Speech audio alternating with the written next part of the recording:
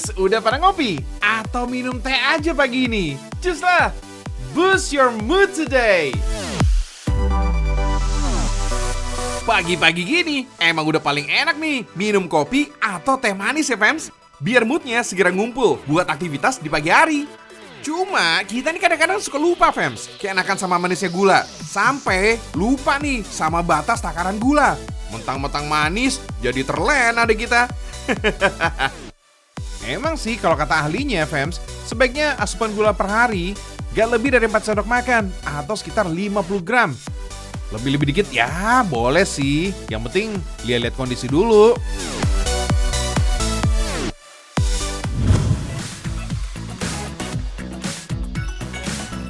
Nah, biar tetap bisa enjoy sama manisnya gula, Joy juga punya gula nih yang menurut para ahli lebih rendah kalorinya dari gula pasir. Yes, ini dia nih fams, gula aren. Dari segi rasa, gula aren ini memang gak semanis gula pasir pada umumnya nih fams. Tapi biarpun tergolong aman dan memiliki indeks glikemik lebih rendah dari gula pasir, tetap aja nih ada batasan konsumsinya ya fams. Karena gula aren ini tetap punya kandungan glukosa. Jadi tetap hati-hati nih buat yang diabetes. Terus sekarang apa bedanya nih gula aren sama gula Jawa? Biarpun keduanya punya warna dan bentuk cetakan yang hampir mirip, tapi sebenarnya masing-masing berbeda dari segi tekstur hingga kegunaannya. Kalau gula aren yang prosesnya kamu lihat ini, asalnya dari nira pohon aren. Sementara kalau gula Jawa berasal dari nira pohon kelapa. Karena tidak memiliki aroma yang kuat, gula Jawa biasanya digunakan untuk bumbu makanan, sehingga tidak mengubah aroma makanan. Tapi kalau gula aren fams, aromanya jauh lebih kuat. Makanya gula aren sering digunakan untuk campuran minuman manis. Anak tongkrongan kafe Indo Ngopi pasti udah akrab kan sama gula aren? Memang keren ya nih gula aren.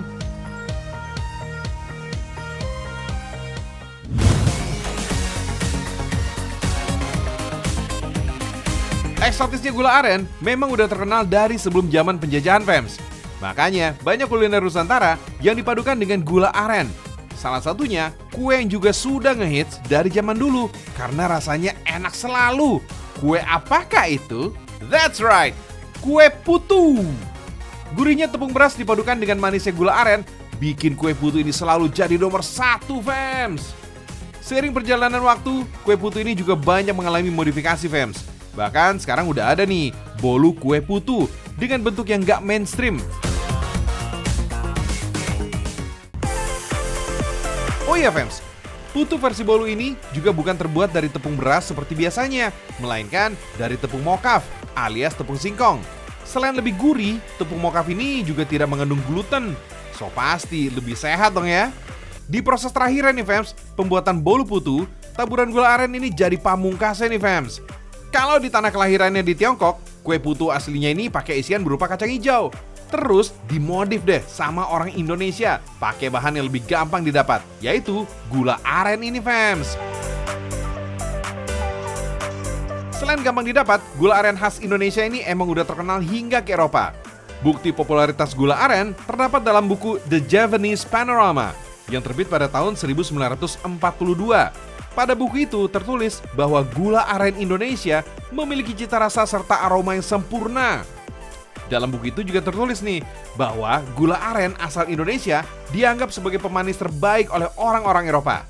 Gak nyangka ya, gula aren udah seterkenal itu dari sebelum Indonesia merdeka. Memang dari dulu Indonesia udah mendunia fams. Alright, bolu putunya udah jadi nih fams. Biar makin ramai tampilannya, kasih lagi deh taburan parutan kelapa yang dimix sama gula aren. Ukurannya, gede juga ya. Lumayan kenyang sih ini kalau buat sarapan.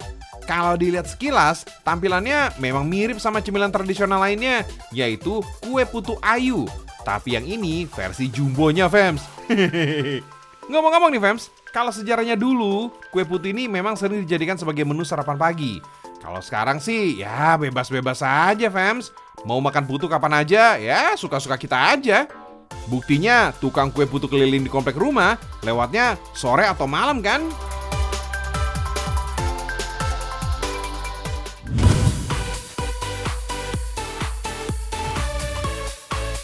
Manisnya gula aren gak cuma ada pada isian kuliner khas Nusantara, tapi ada juga yang jadi kuahnya, fams. Ini salah satunya, namanya putu mayang. Kalau yang ini, putu mayangnya full color banget ya, fams. Putu mayang ini merupakan kue tradisional yang terbuat dari bahan campuran tepung tapioka dan tepung beras. Kemudian diolah dengan bentuk mirip gumpalan mie. Di Indonesia, putu mayang merupakan salah satu seni kuliner yang berasal dari tanah Betawi. Asal mula kue ini terkait dengan kue putu mayang yang berasal dari India Selatan. Tapi kalau putu mayang khas Indonesia memang sedikit berbeda. Gumpalan pada putu mayang Indonesia lebih menyatu dan tebal dengan bentuk gumpalan yang kecil. Fams, tepung tapioka dikenal juga dengan sebutan tepung kanji. Kandungan protein pada tepung tapioka ini sangat sedikit dan tidak mengandung gluten. So, tepung tapioka aman dikonsumsi oleh orang-orang yang mengalami gangguan kesehatan saat mengkonsumsi gandum. Setelah adonan jadi, kemudian bagi adonan menjadi beberapa bagian, serta beri pewarna sesuai selera. Jika sudah, waktunya dicetak. Alat cetak untuk putu mayang full color ini juga terbilang unik, fams. Cetakannya terbuat dari kayu. Tinggal masukkan adonan ke dalam cetakan. Kemudian tekan bagian gagangnya sampai adonan terbentuk. Fams, di Indonesia sebenarnya ada banyak olahan kue dengan tema putu, seperti putu ayu gula merah, putu ayu ketan hitam, dan putu ayu bihun. Nama putu pertama kali muncul dalam sebuah naskah lama yang ditulis pada tahun 1814 di masa kerajaan Mataram. Di dalam naskah yang dimaksud, terdapat hidangan nasi rames, nasi tumpeng dengan lauk ikan betutu, kambing, dengan makanan sampingan berupa serabi.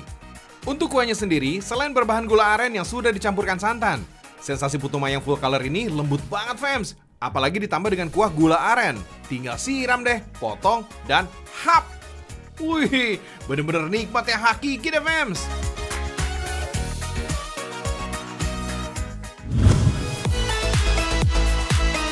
Satu lagi nih, fams, eksistensi gula aren. Tapi tampil bukan jadi isian. Buat masyarakat Jawa Barat, kuliner ini juga udah melegenda nih, fams. Colenak alias dicocok wena. Kudapan berbahan dasar peyem atau tape singkong ini khas banget nih dari bumi Parahyangan, Jawa Barat. Colenak yang merupakan produksi asal kota Bandung pernah menjadi bagian dari sejarah saat kegiatan perdana konferensi Asia Afrika pada tahun 1955. Bayangin aja, fams, makanan sederhana kayak gini bisa jadi suguhan untuk para pemimpin dunia. Resep colenak diciptakan oleh almarhum Pak Murdi sejak tahun 1930. Awalnya bukan pakai nama colenak, fams, tapi peyem di gulaan. Nah, karena permintaan banyak pelanggan, Pak Murdi mengganti namanya menjadi colenak. Segitu simpelnya bahan-bahan colenak, fams, karena cuma terdiri dari tape singkong dan unti. Unti itu campuran parutan kelapa dan gula aren. Fams, kandungan probiotik dan asam laktat pada tape singkong dipercaya bisa menangkal bakteri buruk, serta meningkatkan bakteri baik di sistem pencernaan. Tape singkong juga dipercaya bisa menjadi sumber energi, mengurangi jerawat, hingga mencegah anemia. Akan tetapi, fams, mengonsumsi tape singkong terlalu banyak, ini juga bisa mengakibatkan kepala jadi gampang pusing. Ini semua karena adanya kandungan zat beralkohol yang timbul pada saat fermentasi pembuatan tape singkong. Batas paling aman mengkonsumsi tape singkong dalam sehari ada di angka 50 gram per hari.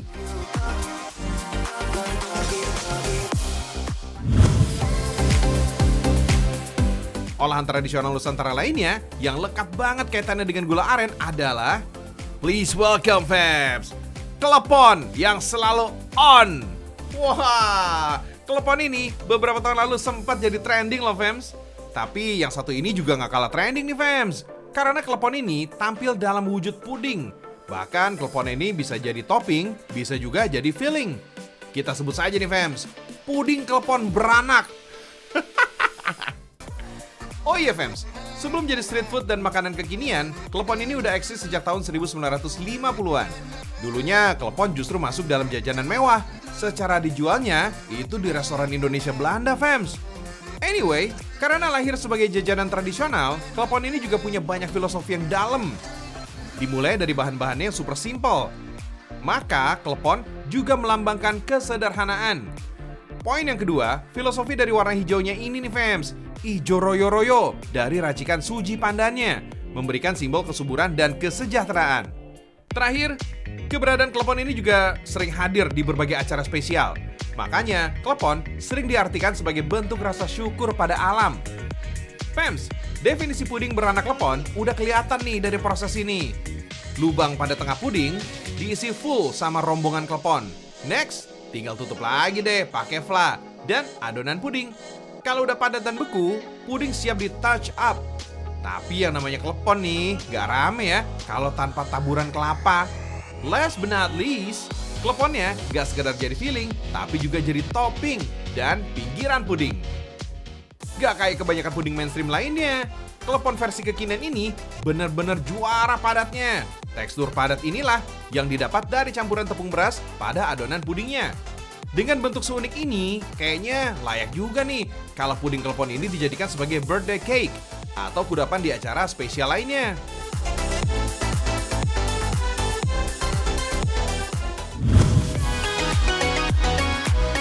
Mumpung habis makan klepon nih fams, kalau sama makanan yang satu ini, pasti kamu udah gak asing lagi ya. Terutama kalau menjelang lebaran. Yes, kue nastar. Terus apa hubungannya sama klepon ya? Jawabnya, karena nastar ini adalah nastar klepon.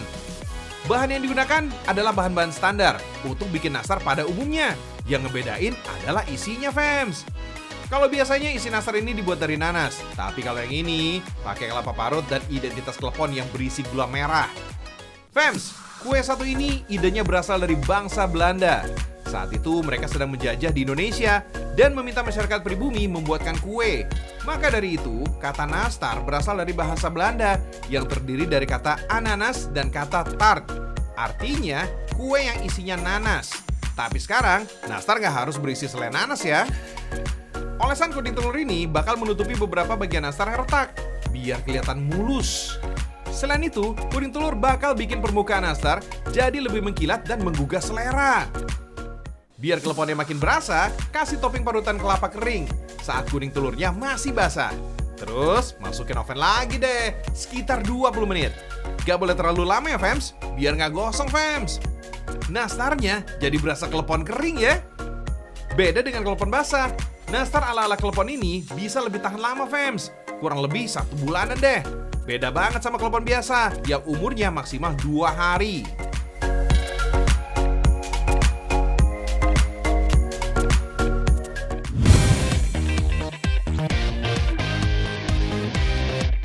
Oke deh, habis bahas gula aren, sekarang kita bahas nih minuman ini fams.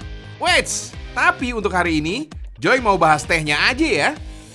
Karena Joy ini punya 5 minuman teh yang rasa dan khasiatnya ini juara nih fams. Kebetulan nih, udah bulan berber alias musim hujan fams. Kondisi kayak gini biasanya bikin badan cepet ngedrop, ya kan?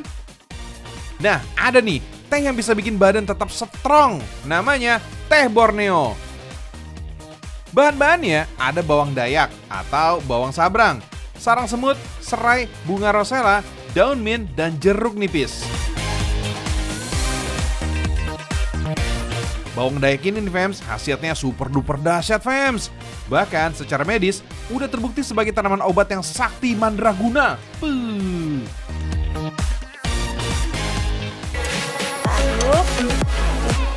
Nah, baunya udah kerasa gitu ya, iya, baunya herbal gitu ya kak. Ya. Kayak tadi ada bawang dayak itu khasiatnya apa sih kak? Khasiatnya banyak banget. Jadi orang suku Dayak itu sangat percaya dengan khasiat bawang dayak untuk kesehatan. Gitu. Ya. Jadi banyak banget penyakit-penyakit yang disembuhkan dari bawang dayak. Selain itu juga bawang dayak ini untuk vitalitas dan stamina. Setelah bahan-bahannya direbus hingga mendidih, selanjutnya tinggal disaring deh. Wits, gak usah heran nih sama warnanya yang merah menggoda fams. Warna merah ini dihasilkan dari bunga rosella dan bawang dayak. Nah, selanjutnya tinggal disajikan deh sesuai selera. Mau ditambahin gula juga boleh fams. Bahkan kalau mau dijadiin minuman segar juga bisa nih. Tinggal cemplungin aja es batu. Plung. Wih, seger tenan.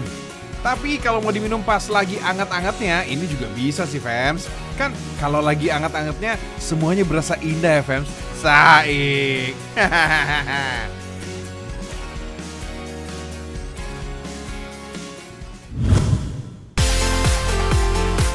Ada juga nih jawara teh dari Sumatera Barat nih fams. Namanya teh kawah daun. Nah, teh kawah daun sendiri bahannya menggunakan daun kopi yang diseduh seperti teh. Dari zaman penjajahan Belanda, daun kawa memang udah diracik jadi minuman khas, fams. Kalau biji kopinya dipanen tiap 6 bulan, daun kopinya udah bisa dijadikan bahan minuman sejak umur 3 bulan. Daunnya ini sengaja dipilih yang udah tua, alias nggak bisa menghasilkan biji kopi lagi. Kalau udah dipetik, terus dikeringkan deh dengan cara dibakar. Dengar-dengar nih fams, kalau bakarnya pakai kayu pohon kopi, aroma daunnya bakalan makin nikmat. Cukup dikeringkan selama 1 jam. Setelah itu, udah bisa diracik fams. Berdasarkan hasil penelitian di Inggris, kawa daun ini terbukti bisa mengurangi resiko penyakit jantung dan diabetes. Wah, cakep nih.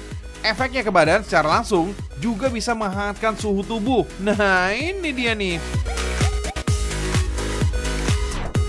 Kalau mau nyoba racikan lain nih fams, teh daun kawa ini juga bisa dicampur dengan kuning telur dan bubuk coklat. Racikan ini nggak cuma bikin tenaga jadi meningkat lagi fams, tapi juga bikin kenyang. Bahkan bisa juga nih fams, kalau mau dicampur dengan krim kental manis. Wih, sedap!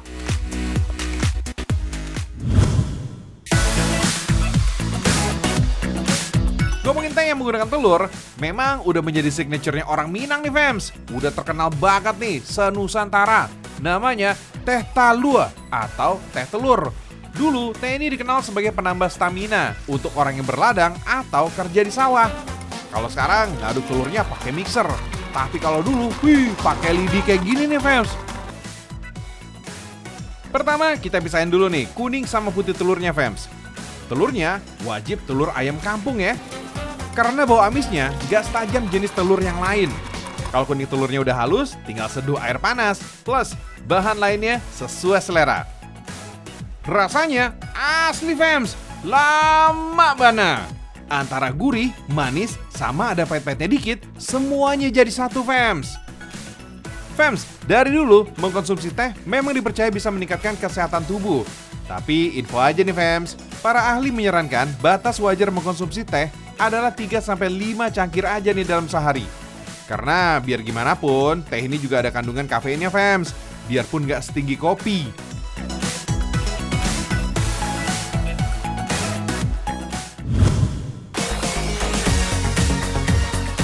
Cus, lanjut minum teh lagi ya fams. Kali ini tehnya pakai kopi. Bingung kan? Ini ngeteh apa kopi ya? Gak usah bingung fams, judulnya tetap teh, tapi terbuatnya dari kulit biji kopi. Padahal dulu ya fams, kulit biji kopi ini coba dianggap limbah atau diolah jadi pupuk kompos. Kopinya berasal dari jenis kopi Arabica. Nah, di Indonesia sendiri, ini banyak wilayah yang pas untuk pertumbuhan kopi Arabica. Salah satunya di Garut, Jawa Barat. Terus, kenapa masih dibilang ngeteh ya fams? Kan bahannya dari kopi. Ya karena yang diracik kulitnya fams, bukan dari biji kopinya. Biji kopinya tetap dipilih dengan kualitas yang paling bagus. Bahkan waktu jemurnya aja ini butuh waktu 28 hari fams. Sampai biji kopinya ini benar-benar kering. Karena kalau keringnya nanggung, ini bisa-bisa biji kopinya ini berjamur. Nah, setelah dijemur, biji kopi ini didiamkan selama 2 minggu untuk pendinginan. Habis didiamkan, baru deh dikupas dengan mesin khusus. Kadar kafein dari teh biji kopi ini juga lumayan rendah fams, walaupun diseduh dalam waktu lama dengan air panas bersuhu tinggi. Manfaat dari teh kopi ini juga luar biasa fams. Kandungan antioksidannya ini bisa menjaga daya tahan tubuh.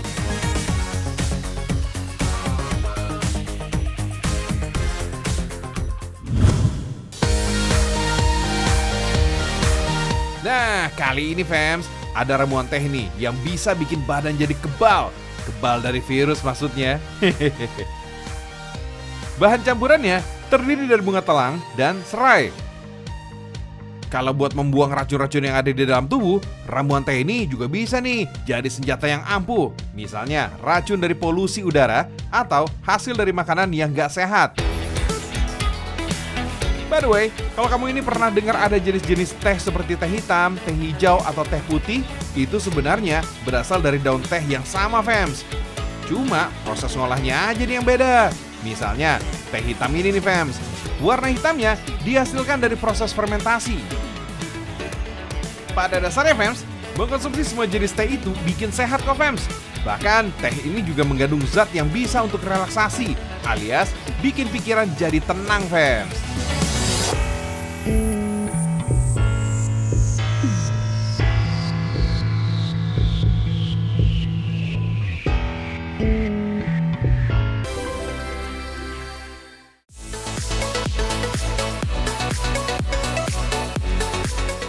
Saatnya Jorici undur diri nih fams. Saksikan terus Ragam Indonesia setiap Senin sampai Jumat pukul 5.30 pagi waktu Indonesia Barat. Selamat beraktivitas, semoga hari ini menjadi hari yang penuh berkah ya, serta penuh kemudahan dalam menjalankan aktivitas. Amin. Sampai ketemu besok ya fams.